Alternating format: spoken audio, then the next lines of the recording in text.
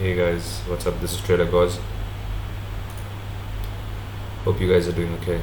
Um, Another quick update because I've cut some of my positions.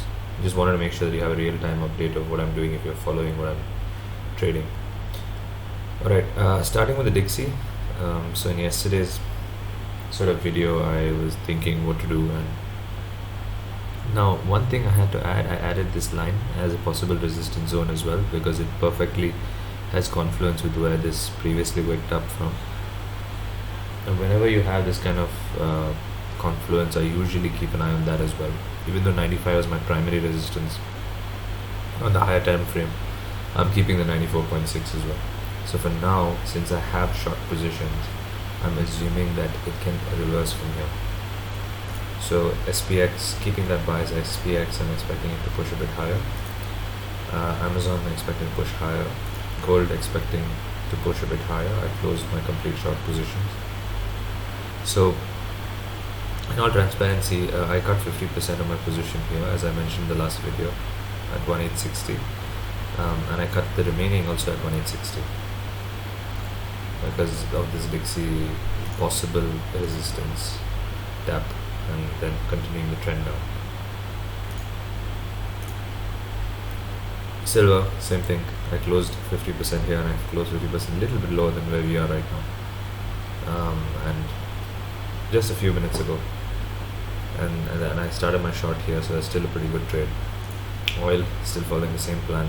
If it goes below, if it closes below the 21 EMA, I'll short on the weekly, and if we close above 43.75, 44 on the weekly, then I'll long to the upward sloping resistance.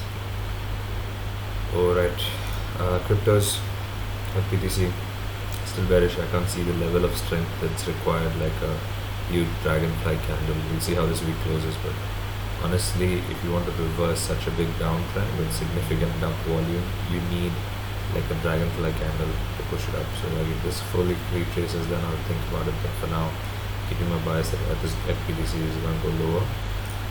PTC and a small pump. Let's see how this week closes. I wasn't sure how this is going to go. I didn't call out. I called out on the last video that I have sort of a neutral bias. I'm not sure where this is going. It looks like bull market is just starting. But the volume is also not there for the big bull breakout. So let's see how it goes. ETH still bearish. Big dump volume, small sort of doji indecision candles, and then a dump again. Not a dragonfly. I don't think we see how this week closes, but I'm still leaning forward. I have my bids at 275, 250 if you've been following my videos. XRP wick below my strong support. I didn't place any order. As I mentioned, I'm waiting for this weekly. So we got the 2150 weekly crossover higher time frame bull trend confirmation. So if the price action closes above this cross, so I'm waiting for the end of Sunday to figure out if this happens. If this does happen, I will long. Like I'll go on a big long on XRP because that should start the next higher time frame. NTC still some way to go down with the lower support zone. I think that's it. That's the quick update that I have, and hope you guys are doing okay. Hope that now, of course, something that we need to remember is that I try to adapt to the markets, but of course I cannot predict each and every move as well. I wasn't ready, honestly, for this pump. I was prepared for small pullback, but I wasn't ready for this kind of sudden move because I was expecting this to go and hit the 95 before retracing.